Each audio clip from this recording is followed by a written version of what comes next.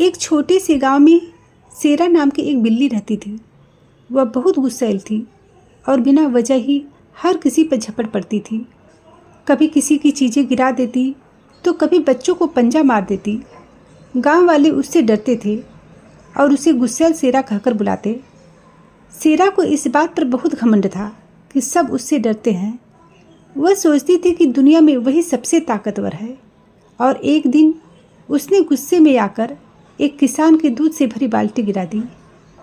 किसान ने गुस्से में कहा, शेरा, एक दिन तुम्हारा यही घमंड तुम्हें मुसीबत में डाल देगा। लेकिन शेरा ने इस बात को अनसुना कर दी।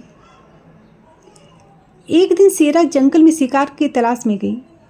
वह पेड़ों पर उछलते हुए आगे बढ़ रही थी कि अचानक उसका पैर फिसल गया और वह गड्ढे में गिर गई।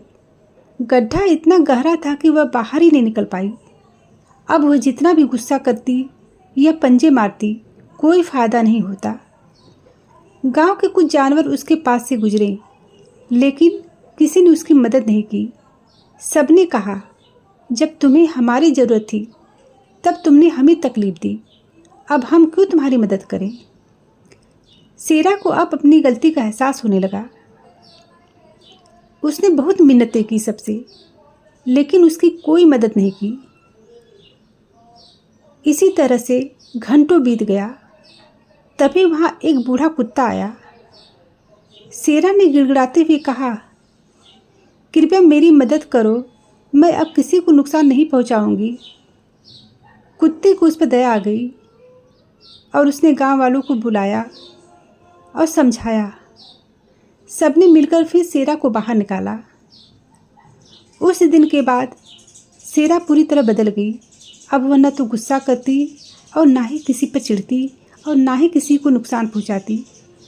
गांव के लोग भी उसे पसंद करने लगे और अब उसे शांत शेरा कहकर जाना जाने लगा। तो दोस्तों, देखा आपने, गुस्सा और घमंड ज़्यादा दिनों तक नहीं टिकता। अगर हम दूसरों को तकलीफ़ देंगे तो एक दिन हमें भी अकेलेपन और मुसीबत का सामना करना पड़ेगा। तो हमें सबकी मदद करनी चाहिए।